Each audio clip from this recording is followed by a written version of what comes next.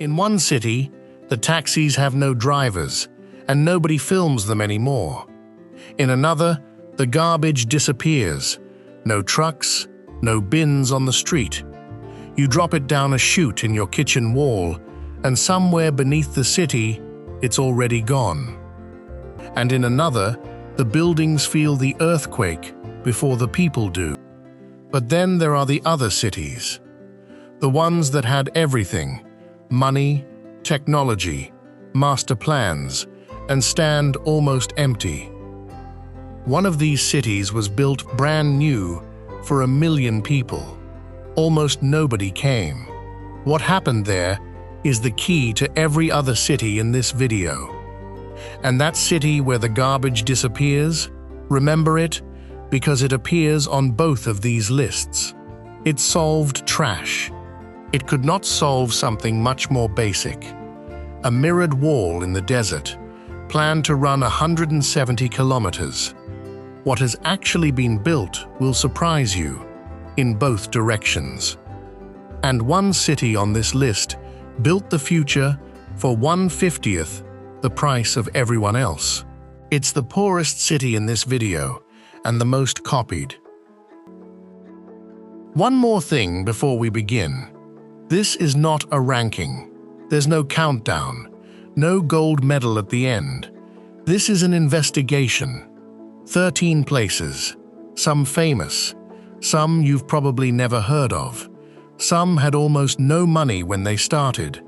Others had more money than most countries will see in a century.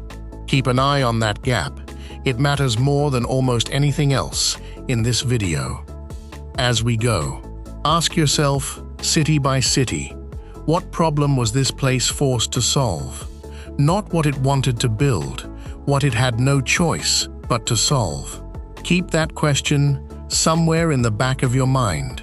Don't force an answer yet, just notice it. Because by the end of this video, that single question explains something almost nobody expects going in. Why some of the poorest, most desperate places on this list became the genuine future, and why some of the wealthiest ones, with every advantage money can buy, very nearly didn't. 40-some years ago, this exact patch of ground was mostly rice paddies and fish ponds, a scattering of low brick buildings, farmers moving slowly along dirt paths that would one day become 8-lane boulevards. If you'd stood here then and said that in 4 decades, this would become one of the most technologically advanced cities on Earth, the sentence wouldn't have registered as ambitious. It would have registered as nonsense. Stand on that same ground today and look up. Towers running past 100 stories in every direction. Cranes still working through the night because the skyline hasn't finished arguing with itself. Somewhere in this city, a resident old enough to remember the fish ponds can look out a 60th floor window at the exact spot where they used to fish and see nothing left to recognize. This is Shenzhen, and none of this happened by accident. It happened because it had to. In 1980, this stretch of coast was designated one of China's first special economic zones, a place allowed to try economic ideas nowhere else was yet permitted to try, with an entire national economy quietly betting on the outcome. There was no soft landing if it failed. Millions of workers poured in from across the country, and the city had to build housing, transit, and power for all of them at a pace that left almost no room for mistakes. Ride through the city today, and at some point, you'll flag down a car with nobody behind the wheel. It won't feel like a demo, nobody in the back seat is filming it, that stopped being interesting years ago. The driver's seat just sits empty, and the car pulls into traffic like every other car on the road. Elsewhere in the world, a single one of these vehicles still draws a small crowd. Here, it draws nothing. Keep walking, and the rest of the city follows the same rule. A robot dog trots along a sidewalk on a delivery run, threading between pedestrians who don't glance down. Inside a shopping mall, a humanoid robot bags a customer's order and hands it across the counter without ceremony. The barista, working the espresso machine one counter over, treats it the way you'd treat a co-worker who just happens to be faster at Fomart. 2 years ago, this was remarkable. Today, it's just the shift. Delivery drones cross the sky on fixed routes. Traffic lights read the flow in real time and adjust themselves block by block. Whole intersections behave less like infrastructure and more like a nervous system, constantly sensing and correcting itself. And underneath all of it sits the real engine. Huaqiang Bay, a few square kilometers of electronics markets and component factories, where a rough sketch of an idea can become a working prototype in days and a sellable product in weeks. Walk the stalls and you'll see engineers testing circuit boards on folding tables 3 feet from vendors selling connectors by the handful. An entire hardware supply chain compressed into walking distance. Companies from every corner of the planet quietly route their hardware through this district because nowhere else on Earth turns a concept into a shipped product faster. The growth was so fast, it got its own unit of measurement. During the construction of one of the city's earliest skyscrapers, crews were finishing a new floor every 3 days, and Shenzhen speed entered the language as shorthand for a kind of urban velocity nobody had documented before. The buses went fully electric, years before most capitals managed a single route. The taxis followed. And after dark, the district performs its own origin story. Thousands of synchronized drones, built by the same Shenzhen company that dominates the world's consumer drone market, rise over the skyline and draw pictures with light over the city that built them. You've probably heard the story that this city was a sleepy fishing village before any of this. It's a good story. It's also not quite true. Before 1980, this was already a market region of roughly 300,000 people, with towns, trade, and a functioning local economy. The actual truth is stranger. This wasn't a sleepy village that slowly grew into a city. It was a decision that materialized. That speed is really the whole point.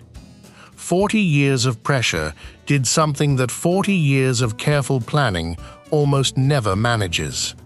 It compressed what should have been generations of infrastructure and daily habit into one uninterrupted sprint.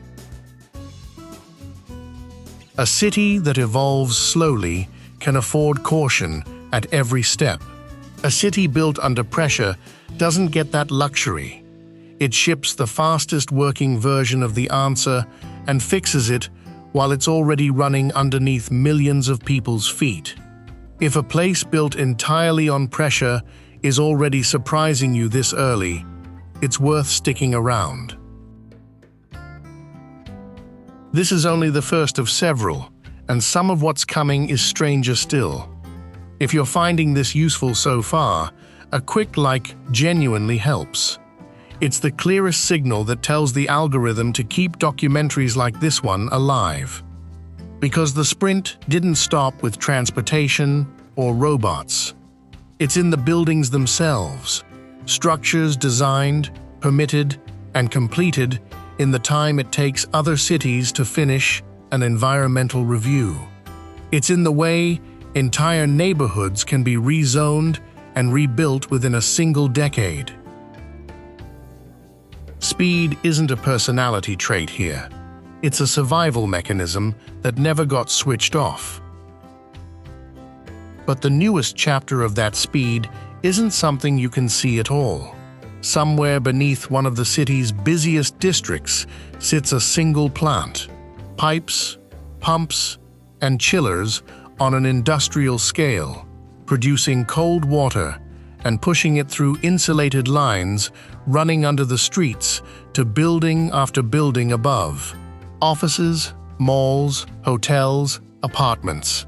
Every one of them taps into the network the same way a house taps into a water main, instead of running its own machine on its own roof.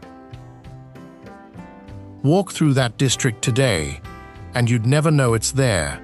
No units humming on rooftops, no pipes on the walls, just towers that stay cool, and a system doing the work several floors beneath everyone's feet.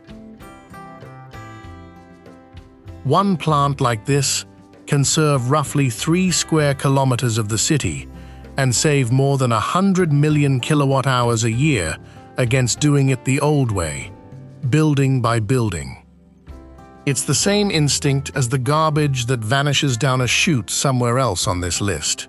Solve it once, underground, and let the city above stay just a little more ordinary than it has any right to be. None of that. The drones, the robots, the cooling system running silently under the streets came free, and none of it happened by luck. Shenzhen had one advantage almost nothing else on this list will have: the full weight of one of the largest economies on Earth, absorbing the risk. The next city didn't have that. It had almost no money at all, and a population growing faster than it could move by any method it could afford. What it built instead, it built for a fraction of the price of everywhere else. And other cities are still copying its homework decades later. By the early 1970s, one city in southern Brazil was growing faster than almost anywhere else in the country. New residents arriving by the tens of thousands every year. Buses packed past standing room. Streets clogging faster than anyone could widen them. And a local government that did not have anywhere close to enough money to build what every fast-growing city was supposed to build. A subway. A metro was the obvious answer. It was also completely out of reach. This is Curitiba, and the story of how it solved a subway-sized problem without a subway-sized budget is the reason nearly every fast-growing city on Earth has since sent planners here to study it. In 1974, a young mayor and a small team of planners looked at the actual problem, moving huge numbers of people quickly along fixed corridors, and asked a simple question: what does a subway actually do that a bus, built properly, couldn't also do? The answer became something the world hadn't quite seen before. Dedicated lanes down the center of major roads, reserved entirely for buses. Raised, tube-shaped stations, where passengers pay before boarding, then step directly onto the bus at floor level. And zoning laws that pack the tallest buildings and densest housing directly along these corridors, so the system wasn't bolted on after the fact. The city was built around the system from day one. The whole thing cost a fraction of what a subway would have, something in the neighborhood of 1/20th to 1/50th the price, because it reused a resource nearly every city already had: ordinary streets, ordinary buses, and enough imagination to treat all of it like it mattered. Other cities noticed. Bogotá built its own version and called it Transmilenio. Variations on this same idea have since been built in well over 200 cities across the world, on nearly every inhabited continent. Step inside one of the original tube stations today, and the ritual still holds. You pay at a turnstile inside the glass tube. When the bus pulls up, its doors and the platform line up exactly, and you simply walk across. For a lifelong rider, it's not a novelty anymore. It's just how you get to work. The point is worth saying once, cleanly. The future was never a line item in a budget. It was a constraint, answered with imagination, a poor city solving a rich city's problem for a fraction of a rich city's price, and doing it well enough that the rich cities eventually came around to copying the poor one. Curitiba's pressure was money it didn't have. The next city's pressure was something closer to fear. Decades of a hillside community cut off from the rest of the city by geography and violence, with almost no practical way down except on foot. What it built to fix that didn't run along the ground at all. It ran through the air.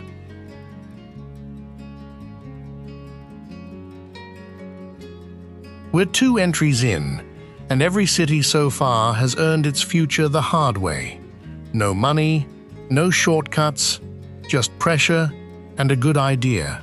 Stick with it, because what's coming is stranger still. The city with no garbage trucks anywhere in sight, the metropolis built for 1 million people that almost nobody moved into, and a mirrored wall in the middle of a desert that may or may not actually get finished.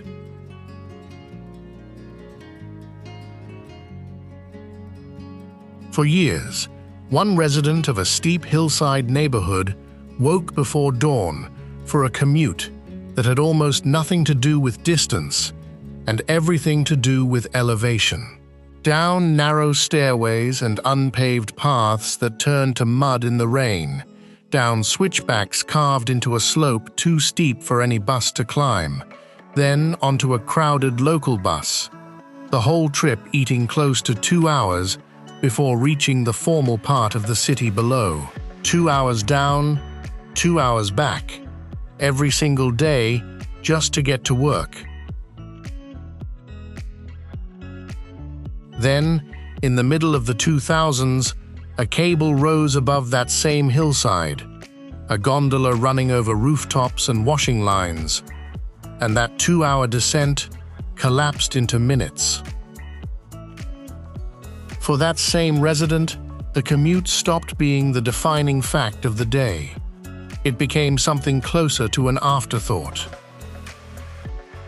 This is Medellín. For much of the late 20th century, this city carried a reputation defined almost entirely by violence. That history is real.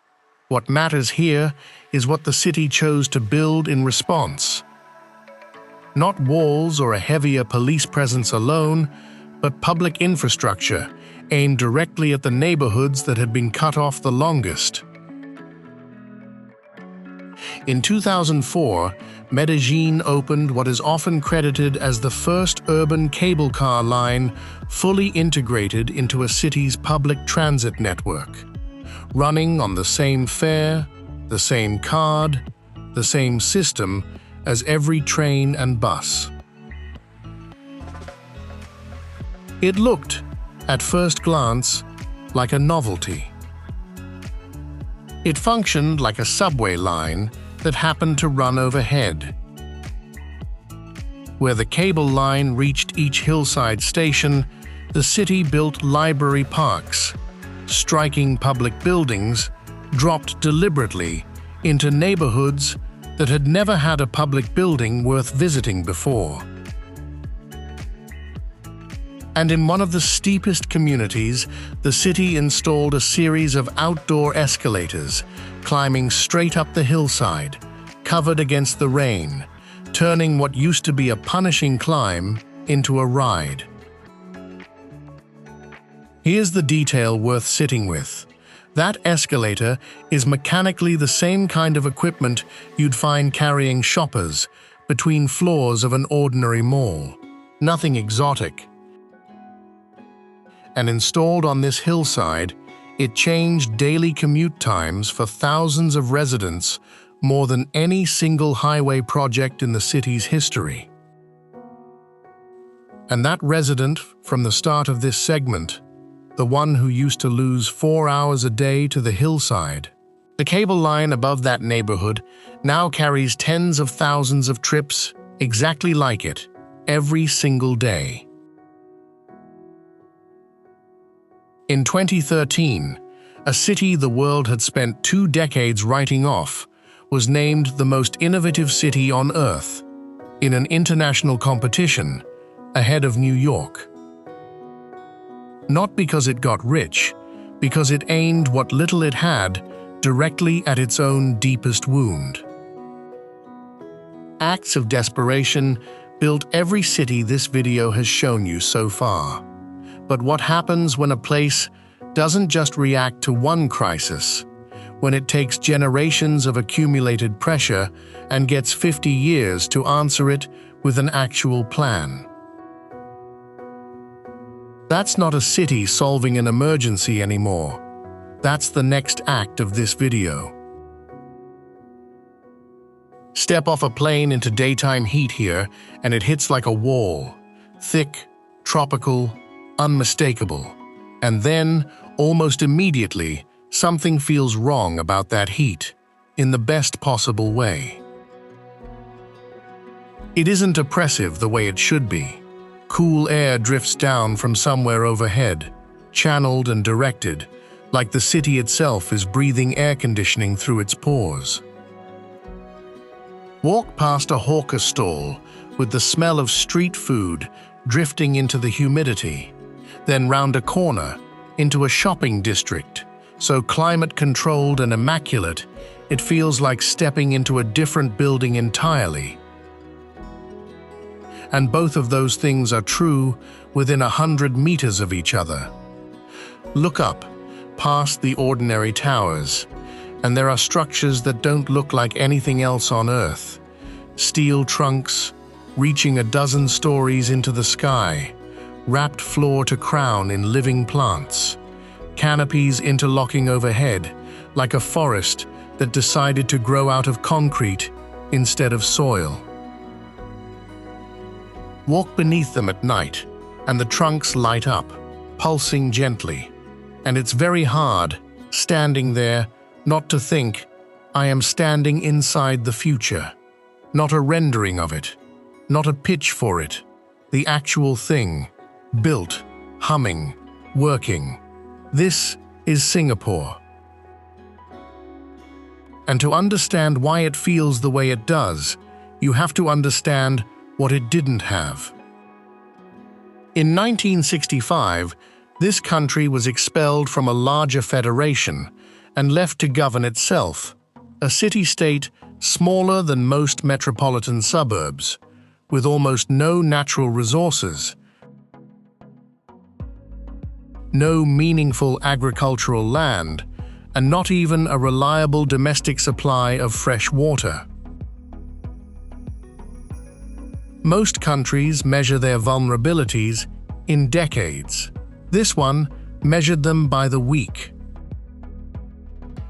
Ask someone who grew up here, before any of this existed, what actually changed, and you won't get a speech about GDP.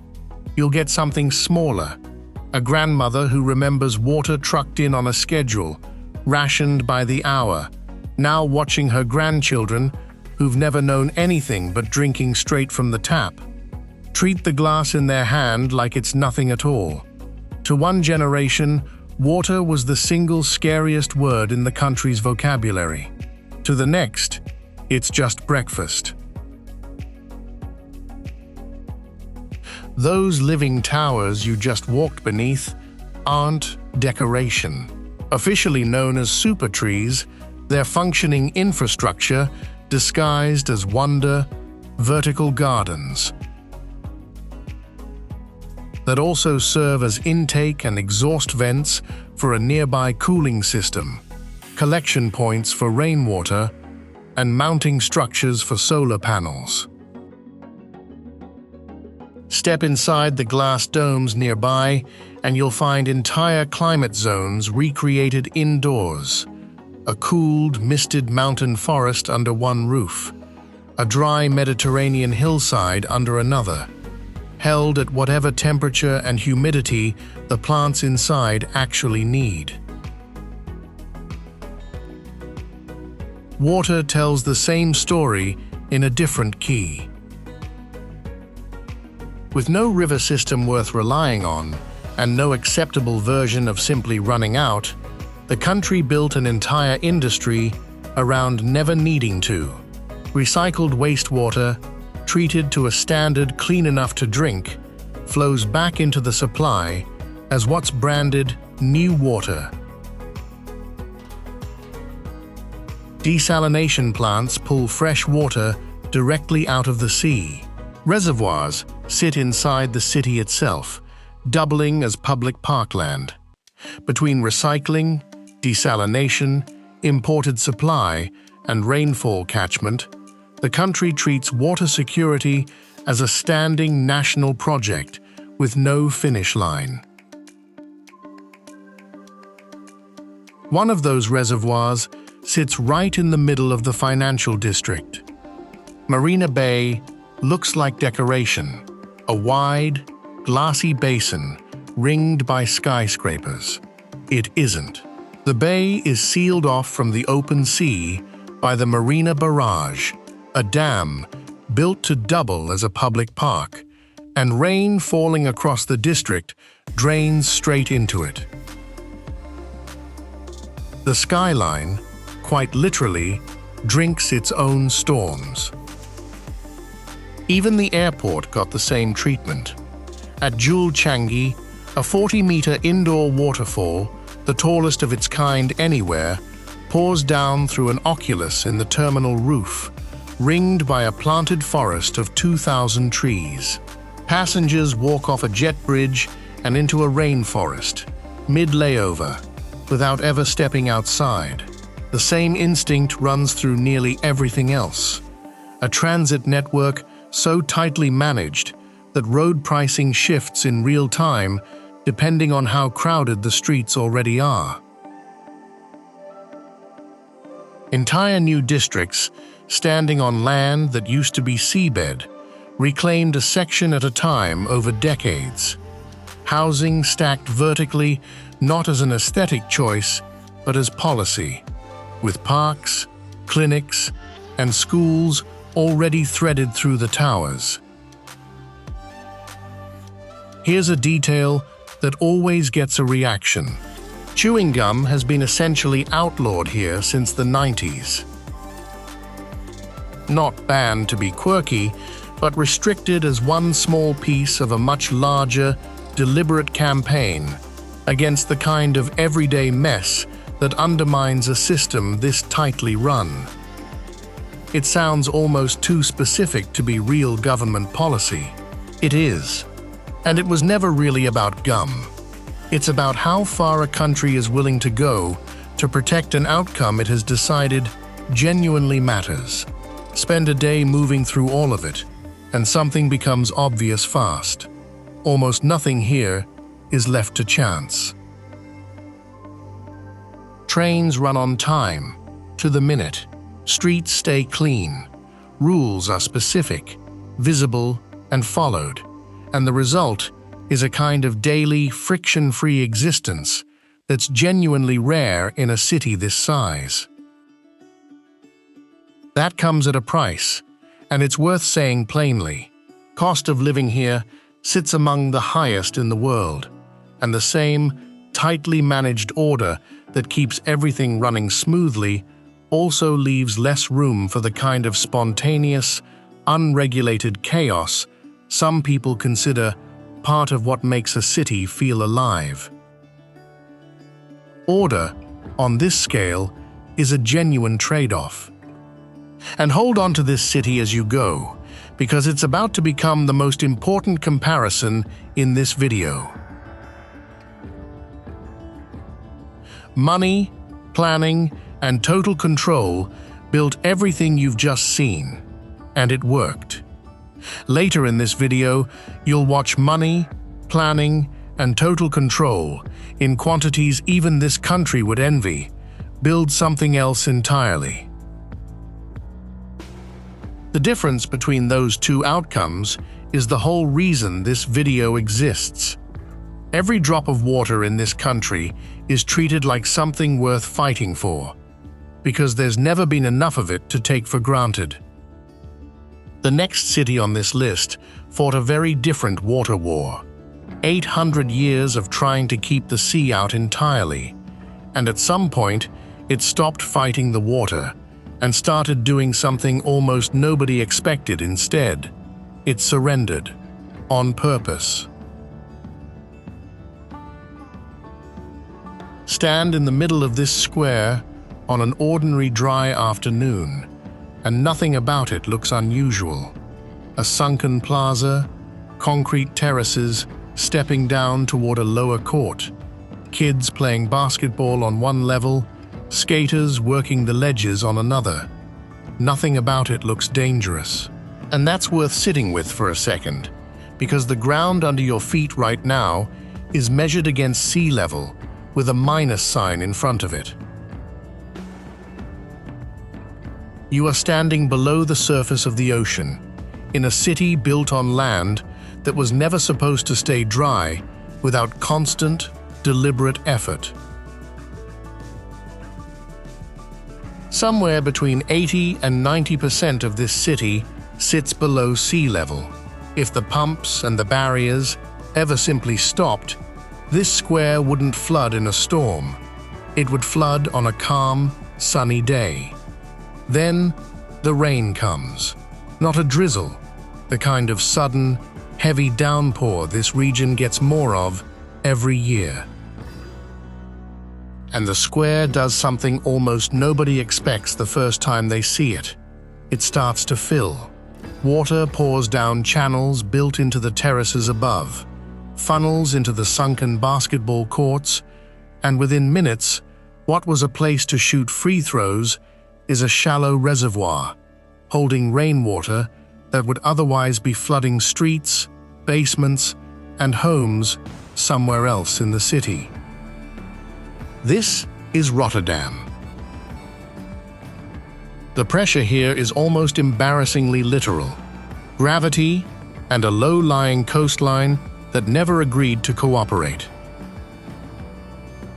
And this square, Benthemplein, isn't an emergency measure bolted onto a basketball court after the fact. It was designed from the very start to be both things at once: a public space on dry days, and up to roughly 1.7 million liters of temporary flood storage on wet ones, releasing that water slowly on the city's schedule, instead of all at once on the storms. It's not the only one of its kind here either.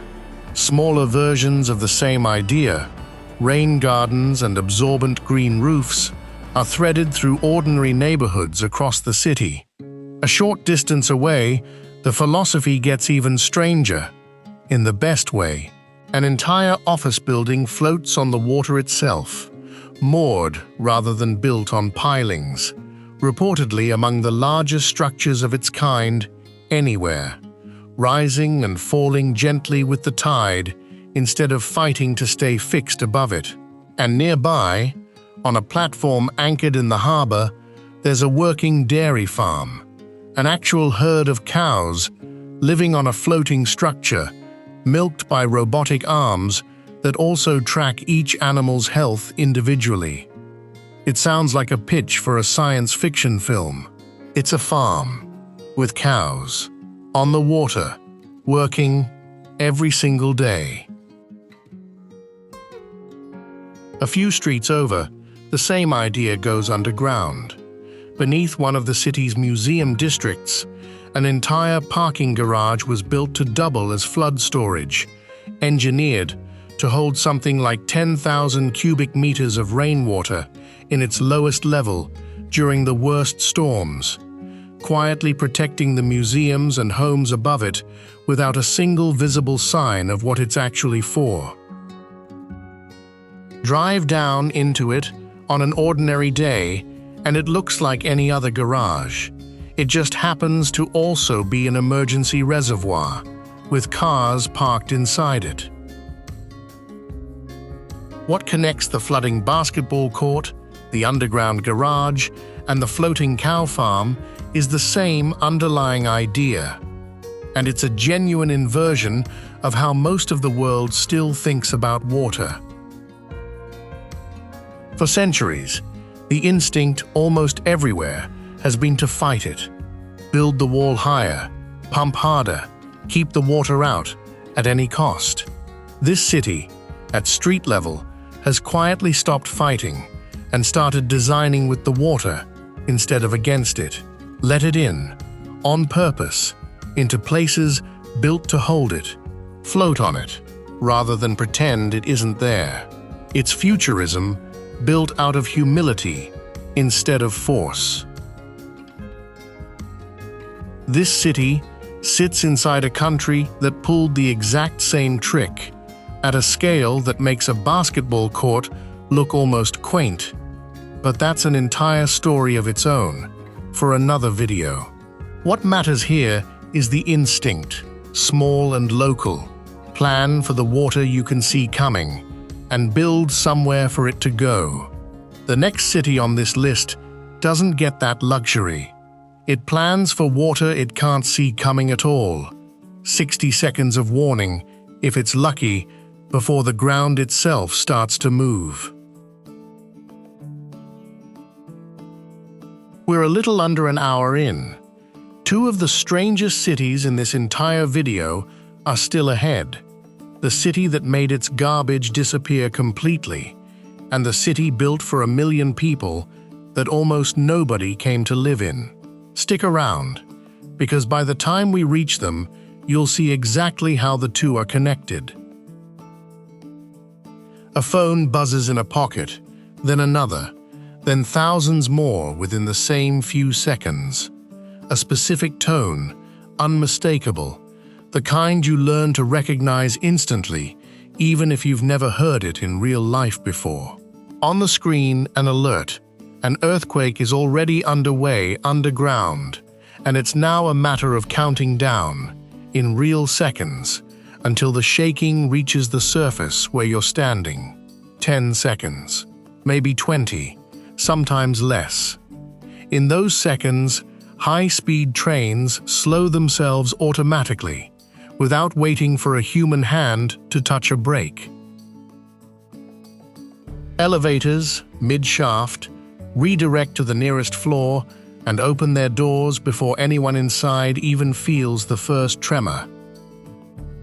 And on the street, people don't scream and they don't run. They simply pause, brace, and wait, the way you'd wait out a red light. Because they've done this before, many times, since childhood.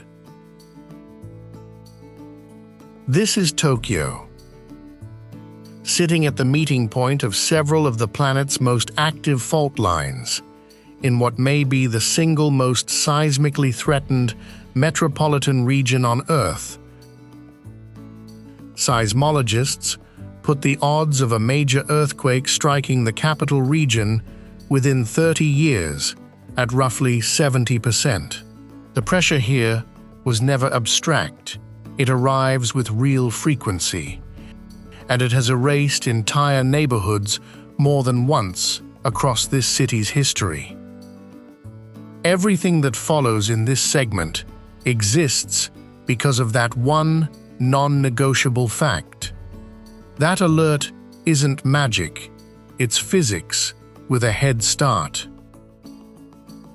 The fastest, least destructive waves an earthquake produces travel ahead of the slower, more damaging ones, and a dense network of sensors buried across the region detects that first wave, calculates the epicenter and likely intensity within seconds, and pushes a warning out to phones, trains, and building systems before the real shaking arrives. It buys people seconds, not minutes, but seconds. It turns out, are enough to save lives, over and over again. The buildings themselves are built to survive what the warning can't prevent. Skyscrapers here are engineered with massive counterweights and dampers designed to sway with an earthquake instead of resisting it outright. Including, in the city's tallest tower, a central column engineered specifically to move independently of the surrounding structure, absorbing motion the rest of the building would otherwise have to fight directly. Pressure here isn't only about shaking ground. It's also about water, arriving too fast for ordinary drainage to handle during typhoon season. Deep beneath the suburbs, there's a flood control system unlike almost anything else built anywhere. A series of massive underground silos connected by tunnels wide enough to drive a small truck through, leading to a cathedral-like chamber supported by rows of towering concrete pillars, built purely to hold and redirect floodwater during the worst storms. Walk through it on a dry day, and it feels less like infrastructure and more like a temple, built for an emergency that hasn't happened yet. Ask almost anyone who grew up here about earthquake drills, and you'll get the same kind of answer you'd get asking about fire drills anywhere else. A mildly bored childhood memory, not trauma. Duck under a desk. Count. Wait for the all clear. That's the real achievement, hiding underneath all the engineering. The futurism here isn't something you notice on an ordinary day. You only really see it the moment the ground moves, and everything the city quietly built kicks in exactly the way it was rehearsed to. Every single city this video has shown you so far earned its future under real pressure, poverty, fear, water, or a fault line that never sleeps. And now comes the question this entire video has been building toward. Can a city simply buy its way to the future instead? No emergency, no decades-long sprint, just money, ambition, and a plan. 3 cities tried exactly that. Remember the one we opened this video with? Built brand new, for 1 million people, and almost nobody came? That's one of them, and it's the emptiest place in this entire video. Walk down an ordinary street here and start noticing what isn't there. No garbage trucks grinding along the curb at dawn, because there aren't supposed to be any. No tangle of overhead wires strung between buildings. Everything runs underground instead. No traffic noise pressing in from every direction.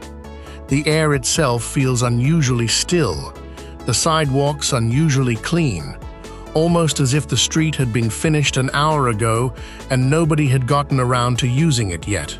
And then, if you stand there long enough, you notice the last thing missing, the one that actually explains everything else. Crowds. Wide, immaculate sidewalks, plenty of room to walk a dozen people across, and often only 1 or 2 people using them at all. This is Songdo, a district built on 600 hectares of land, reclaimed from the Yellow Sea, roughly $40 billion, poured into empty seabed since construction began in 2003. Planned from its very first blueprint to be one of the most technologically advanced urban environments ever attempted. Urban planners in other cities still bring this district up, decades later, not as a triumph, but as a caution. You're about to see exactly why. Start with the trash. Those garbage trucks you didn't see aren't missing by accident. Waste here gets dropped down chutes, built directly into buildings, pulled through an underground network of pneumatic tubes at high speed, and delivered automatically to processing facilities across the district, sorted, compacted, and largely out of human hands from the moment it leaves your kitchen. It's the same underlying idea this video's opening promised you, and here it finally pays off. The disappearing garbage. That's just the most visible piece of something much larger. Traffic signals, water use, energy consumption, air quality, security cameras, all of it feeds continuously into a single command center. An integrated operations and control center staffed around the clock, monitoring the district almost the way a hospital monitors a patient's vital signs. A spike in traffic on one corridor can trigger a signal adjustment 3 intersections away before congestion ever really builds. A leak in a water main can be located and flagged before a single resident notices a drop in pressure. Even the temperature in the air is centrally managed. Instead of each building running its own separate air conditioning system, chilled water gets piped underground from a single district energy plant to buildings across the area. Cooling in summer, heating in winter, without a rooftop unit in sight anywhere in the district. It's the same one system for everyone logic as the garbage, just applied to something you'd never think to question until it's pointed out. The climate inside your own apartment here isn't really yours. It belongs to the district. This wasn't retrofitted onto an existing city after the fact. It was designed to work this way from day one, under a concept planners call the ubiquitous city. Computing woven so thoroughly into the physical infrastructure that the city itself, in a very real sense, becomes the network. Daily life here reflects that same philosophy at a personal scale. A single smart card handles transit fares, building access, and payments across most of the district. Inside many apartments, a wall-mounted control panel lets residents manage heating, security, and video calls to the building's front desk from a single screen, the kind of integrated home control other cities are still treating as a luxury add-on. Here, it's shipped as standard, in every unit, from the very first buildings completed. And this is where the segment turns, because everything so far has been the part of the story Songdo actually got right. Garbage, solved. Traffic, largely solved. Energy monitoring, security, infrastructure efficiency, solved, and solved elegantly. What this district could not simply engineer its way around was something far more basic.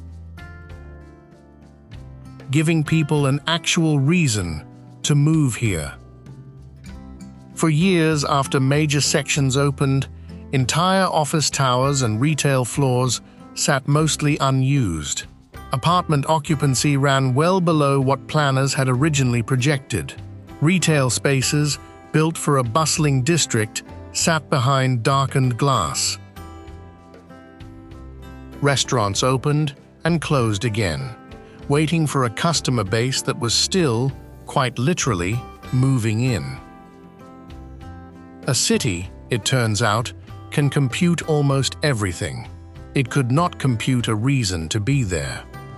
To be fair to it, this isn't a ruin, and it isn't a failure in any dramatic sense. Occupancy has climbed steadily in the years since those early, half-empty days. More residents, more businesses, more of the street life the original vision promised. Slowly, but genuinely, filling in much of it young families, drawn by international schools, wide green space, and air noticeably cleaner than the capitals. This is a city still finding its footing, not one that's given up. Keep that distinction in mind, because a city still ahead in this act made the same wager, a fortune, a master plan, and no pressure, and rode it somewhere much, much stranger than half empty. Songdo is the future, running at something close to half occupancy, proof that money and planning alone can build almost everything a city needs, except the desire to actually live there. It isn't the strangest bet on this list either. The next one traded the car for a plaza, built an entire city around a promise of zero emissions, in a nation that had built its wealth on oil, and quietly discovered that some promises are a great deal easier to make than to keep. Picture a city with no cars allowed anywhere within it. No roads for them, no parking, nothing. Every trip inside happens on foot, by bicycle, or by driverless transit pods gliding along dedicated tracks beneath the streets. Now place that city in the middle of a desert, inside a country whose entire modern wealth was built by pumping oil out of the ground beneath it. That contradiction isn't an accident. It's the whole point. This is Masdar,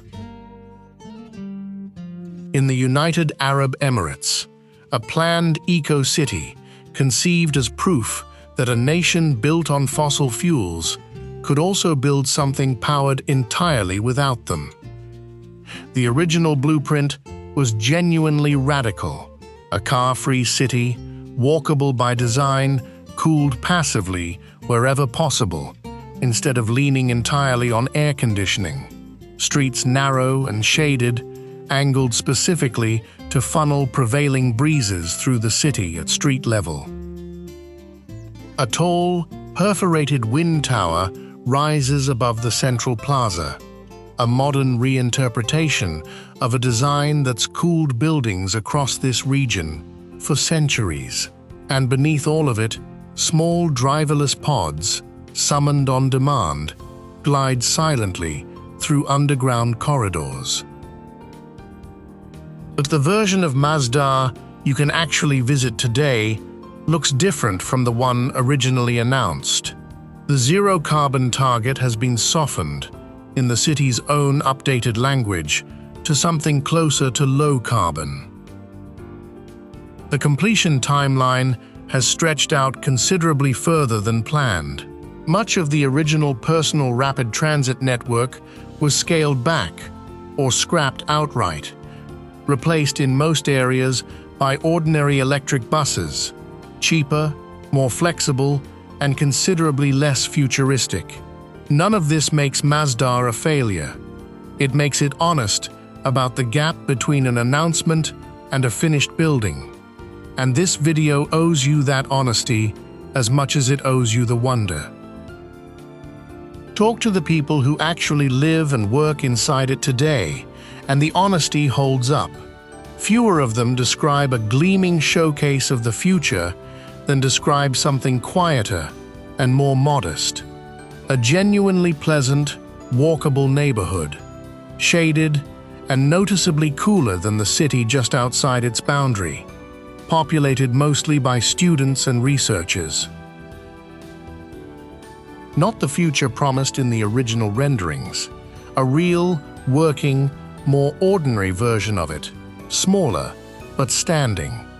Hold on to that idea for a moment, because the same nation, in the same broader region, is currently attempting the exact same kind of nation-scale ambition again, except this time at something like 100 times the size of what you just saw here.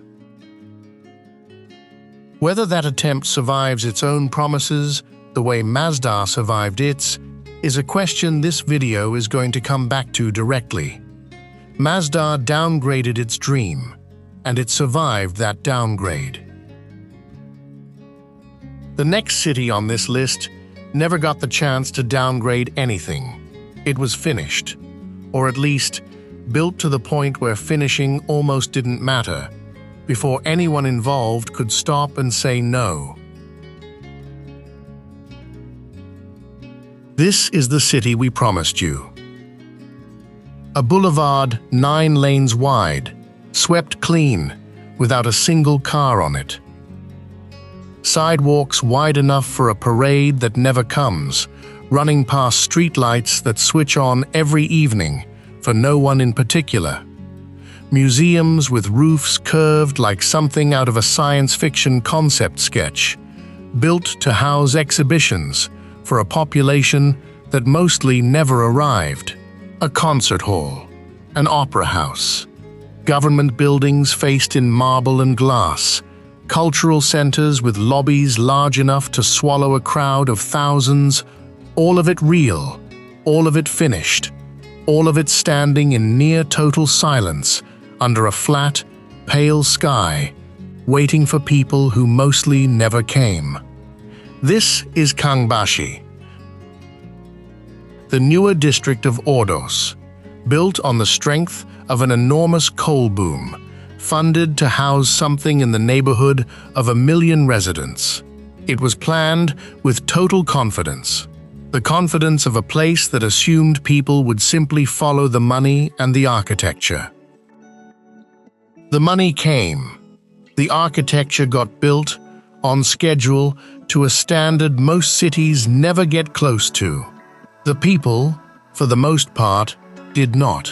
What actually happened here isn't nothing, and it isn't a disaster in the conventional sense either. This isn't a city abandoned the way war or collapse abandons a city.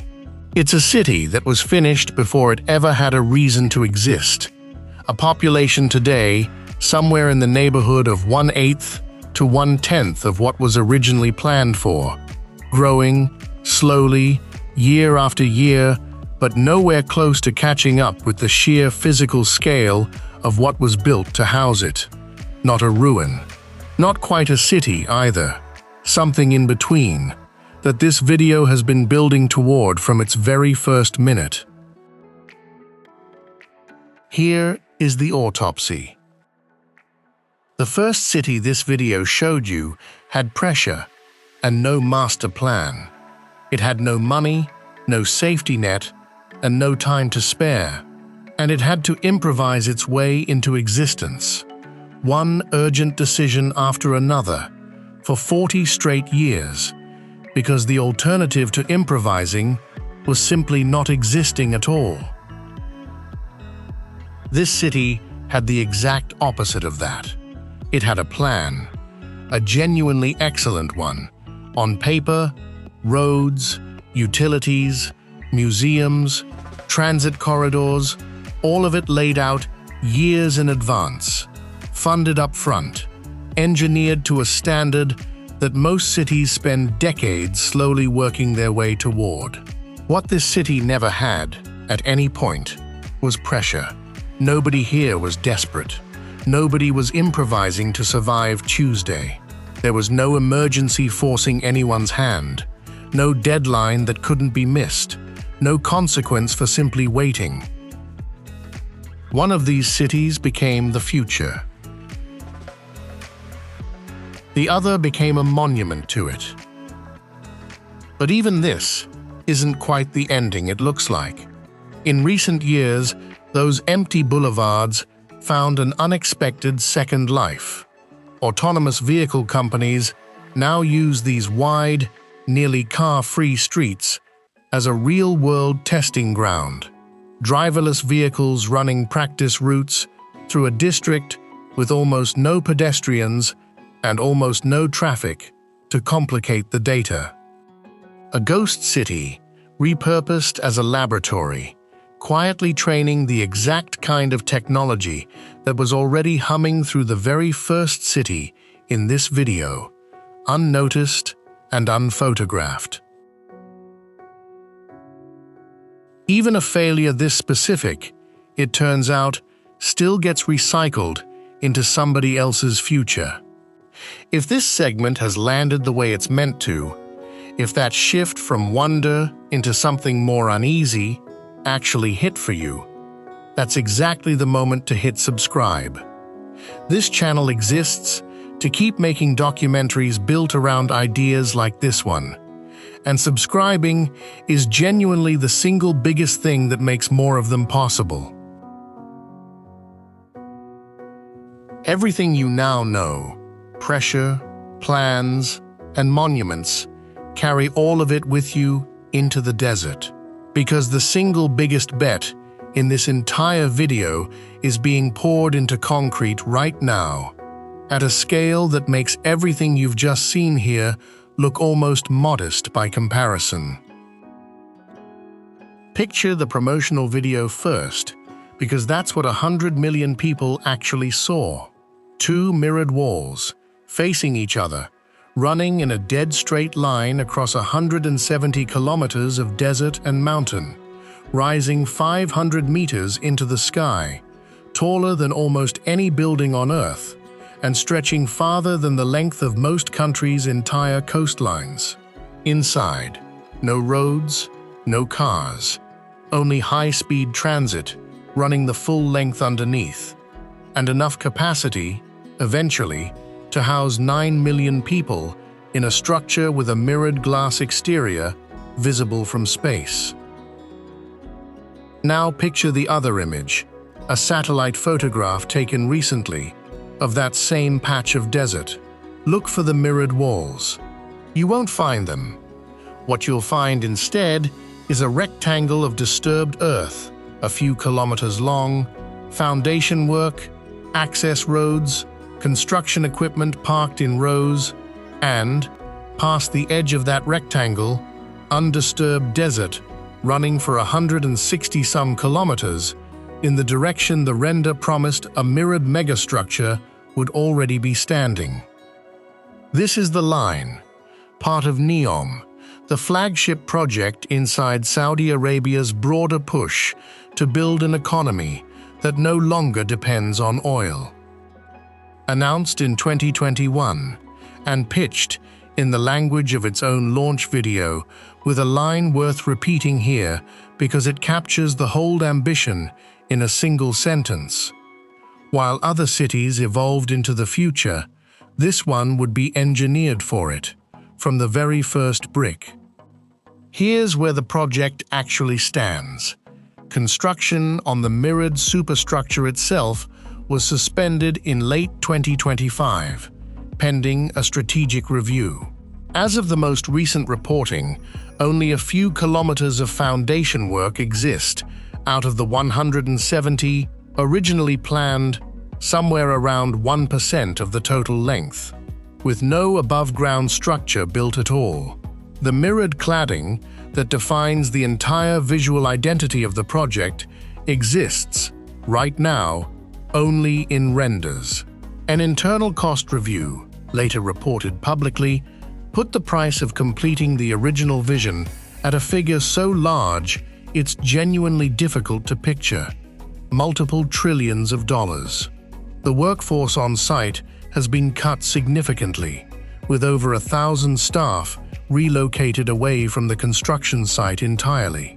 The population target, meanwhile, has been revised downward again and again, from 9 million to 1.5 million to a few 100,000 to, as of the most recent reporting available, something closer to 100,000 residents by the end of this decade. And the latest update pushes any further major construction back until after 2030 entirely. Remember the promise from the very start of this video: a mirrored wall in the desert, and what's actually been built would surprise you, in both directions. You've just seen both of those directions, plainly side by side. So here's the question worth actually asking, rather than just reacting to it. What pressure is a project like this really answering? Reducing a national economy's dependence on oil is a genuine pressure, real, measurable, and not going away. But it's worth separating two different things that can look identical from a distance. Pressure, the city itself is built to solve, and pressure, the announcement of the city, is built to solve. A viral launch video generates headlines, foreign investment interest, and a sense of national momentum, whether or not the mirrored walls ever actually rise. Which of those two kinds of pressure was really driving this project is a genuinely open question. And this video isn't going to pretend to answer it definitively for you. You now have the tool to weigh it yourself. It's worth sitting, briefly, with what the original vision would have actually meant for the people living inside it, had it been built as announced. A 500-meter-tall structure, only 200 meters wide, means every apartment faces one of exactly two directions: inward, toward your own reflection, running the length of the building, or outward, toward the desert. Sunlight would arrive on a schedule dictated entirely by which side of the structure you happen to live on. Your nearest neighbors, for your entire life, would be the same few thousand households stacked directly above and below you. It's a genuinely strange psychological proposition dressed up as an urban plan. Whether the trench becomes a city or a monument, the desert will keep the receipt either way.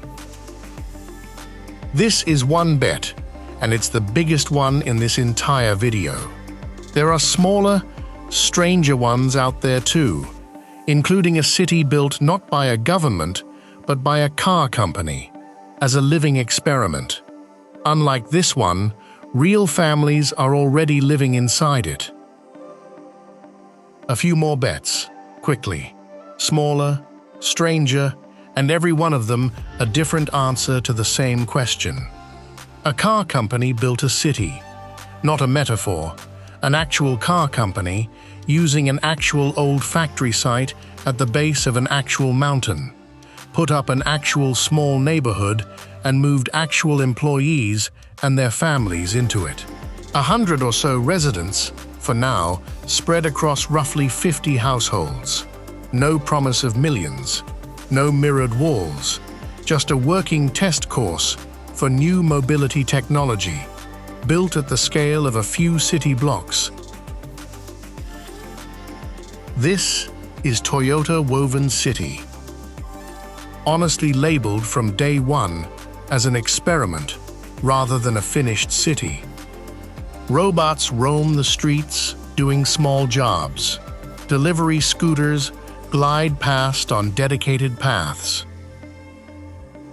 An AI-assisted concierge system runs day-to-day life for residents who signed up specifically to have their daily routines observed and improved.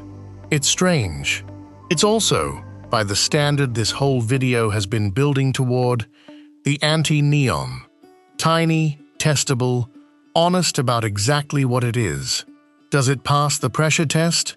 Barely. But it passes. Nobody here promised 9 million residents by a specific date. They promised an experiment. They built exactly an experiment. Then there's the billionaire's city, announced with real fanfare, a 5 million-person metropolis built on a philosophy its founder calls equitism, where residents would collectively own the land the city sits on, growing wealthier as the city itself grows. Big renderings, a famous architect, a well-funded media tour. One thing missing from all of it: land. Years after the announcement, there is still no confirmed site, no groundbreaking, no foundation, no earthworks. Not even the 1% Saudi Arabia at least managed to pour into the ground. It's a genuinely interesting philosophy about how a city could be owned and shared. It is, so far, a philosophy in search of a place to try it. Pressure test. Fails. Not because the idea is bad, because an idea isn't a city, no matter how good the renderings are. One more, in a single breath, a proposed forest city on the coast of Mexico, still far more concept than construction, promises millions of trees planted around a settlement barely off the drawing board. Proof that the gap between a beautiful proposal and an actual standing city is the same gap this entire video has been measuring, over and over again. 13 cities, some built out of desperation, some built out of money. One thing separates the ones that actually worked from the ones that didn't, and it's time, finally, to say it plainly. So here it is, plainly, now that you've actually seen the evidence for yourself. The common thread running through every city in this video was never technology.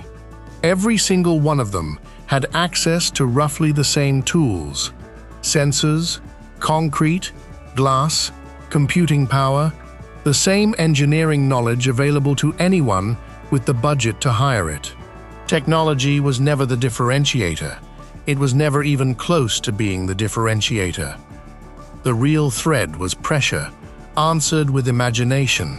Shenzhen had no economy, so it bet everything on itself and sprinted for 40 straight years, because stopping wasn't survivable. Curitiba had no money, so it invented a subway that ran on rubber tires instead of rails. Singapore had no water, so it built an entire industry around never running out of it. Tokyo sits on a fault line, so it built a warning system that beats the shaking by seconds, because seconds were all it was ever going to get. Medellín was cut off by geography and fear, so it ran a gondola over the rooftops because the ground itself had failed its people. None of it happened because anyone set out to build something that would look impressive in a documentary. It happened because the alternative was worse. And on the other side of that same list, a city with every advantage: money, a plan, world-class architects, an entire coal boom behind it, built something genuinely excellent and mostly empty, because excellence was never actually the missing ingredient. Another quietly softened its own promise, rather than break it outright. And one nation is currently discovering, in real time, in front of cameras, exactly how much of a 170-kilometer mirrored city survives contact with the actual cost of building it. Here's the inversion worth sitting with, because it's really the whole video in one sentence. The cities that actually feel like 2050 were never trying to feel like 2050. They were trying to survive Tuesday. The future, it turns out, is mostly a side effect. So what does it actually feel like to live inside a city that's thinking ahead of you, sensing the earthquake before you do, routing your bus before you know you need it, catching your trash before it ever becomes your problem? Ask the people who actually live in these places, and the honest answer is almost always the same, and it's a little disappointing if you were hoping for something more dramatic that feels ordinary, not magical, not cinematic, just Tuesday, except Tuesday works. And that, it turns out, is exactly how you know it's real, rather than a rendering. Ordinary is the finish line of futurism. The moment a piece of technology stops being remarkable and simply becomes the way things are done, that's the moment it actually won. The real question was never really whether these 13 places count as the future. Some obviously do. A couple obviously don't, yet. The real question is which parts of this future we choose to build everywhere else, not because we can, but because, sooner or later, we must. Remember the very first image in this video, a taxi with no driver, and nobody bothering to film it anymore. That's actually the whole thesis. compressed into one image. The future doesn't arrive with a fanfare, or a mirrored wall, or a launch video. It arrives quietly, does its job, and eventually stops being interesting enough to point a camera at. That's not a letdown. That's how you know it actually won. So here's a question worth answering in the comments. Out of everywhere on this list, which city would you actually visit first? And which one, honestly, didn't pass your own pressure test? If this kind of thing is your speed, there's a video on this channel that goes even deeper into exactly one of the cities you just saw, the fastest built place on Earth, in full. And it's a natural next stop from here. There's also a full single-country documentary already live on this channel, built around the same idea, running this entire video.